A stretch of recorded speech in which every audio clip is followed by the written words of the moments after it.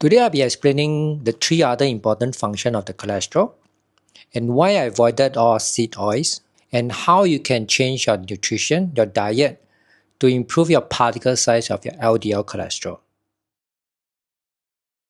So why cholesterol is so important? I did mention in my previous video that cholesterol is the mother of all your sex hormones. Do you know that cholesterol is found in all our body cells? The membrane outside of all the cells, there's this cholesterol component. So if you are someone who having this healthy cholesterol, your cholesterol will be very elastic. You'll bend, you'll move freely, very fluid.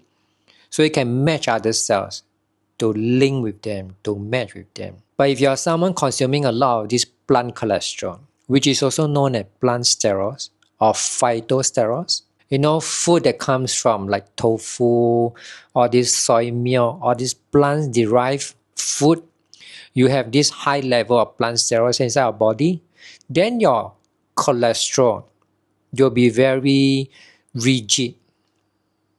Because of the structure of these plant sterols, they have a lot of these double bonds. So they are very sensitive to the oxygen. So they are very susceptible to oxidation. So when all your this cholesterol becomes very rigid, they becomes very sticky. So they don't tend to bind, to other cells, to match other cells that freely as compared to our normal cholesterol produced by our liver. Imagine our skin cells is filled up with all these plant sterols, which you consume on a daily basis. It feels like there's a lot of rusting inside your body because of the oxidations. So on the surface, on the skin, you'll see a lot of these fine lines, all these wrinkles, crow's feet, nasolabia, all this. The second function of your cholesterol is to make your bowel salt. Okay, you need your bowel salt to break down fat, and it helps you to digest fat. So if you are someone who doesn't have enough cholesterol, then you'll be very low in your fat-soluble vitamins. You also need phosphatidylcholine together with your cholesterol to make your bowel salt. The ratio I did mention in my previous video, you need 1 part of cholesterol with 10 parts of phosphatidylcholine. The third function of this cholesterol is to make your vitamin D. Cholesterol is a precursor of the production of vitamin D. When you are exposed to the sun, your body cholesterol will convert your UVB rays into vitamin D. Vitamin D is very important because it helps you to absorb calcium 20 times more. Research also shows that when someone having low vitamin D is linked with anxiety and depression. And if you are someone staying in the north, where there's limited exposure to the sunlight, you need some form of supplementation of the vitamin D3. Why I avoided all vegetable seed oils? Vegetable seed oils has a very high concentration of these plant sterols. I've provided a list of 11 types of vegetable seed oils which I actually eliminate them from my diet. So what is plant sterols?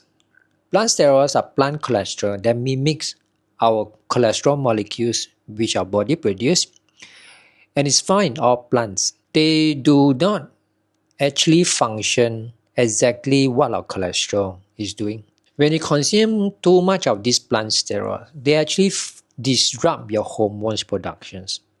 As I said earlier, the cholesterol is your mother of all your sex hormones. So when you have a lot of plant sterols inside our system, they will disrupt these productions of all these hormones. You also inhibit the absorptions of your intestinal cholesterol. So all these seed oil has these double bonds. They do not just have one double bonds, but they have multiple double bonds. So the more double bonds they have, they are more susceptible to oxidation. So they are very sensitive to oxygen. So when seed oils are being oxidized, they tend to become very sticky. And it's very hard to remove. Imagine you're cooking using all these vegetable seed oils inside your kitchen. You can try touching all these kitchen tiles walls. They are very sticky. And you will have a hard time to remove them from your tiles. So when all these seed oils are very prone to oxidations, they have these degradations of these fat molecules. Remember the previous video I did mention about this particle size of your LDL cholesterol.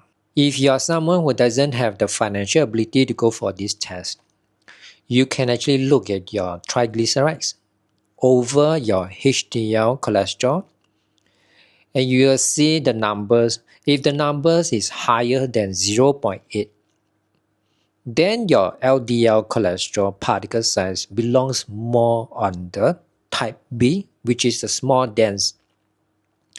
And if you want to change your small dense to large buoyant size, you have to change your diet.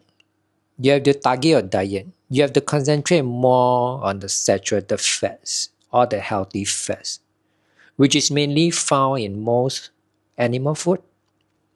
Okay, you want to try to eliminate as much of vegetable seed oils from your diet. Reduce your carbs, carbohydrate intakes, or your sugary food, sugary drinks.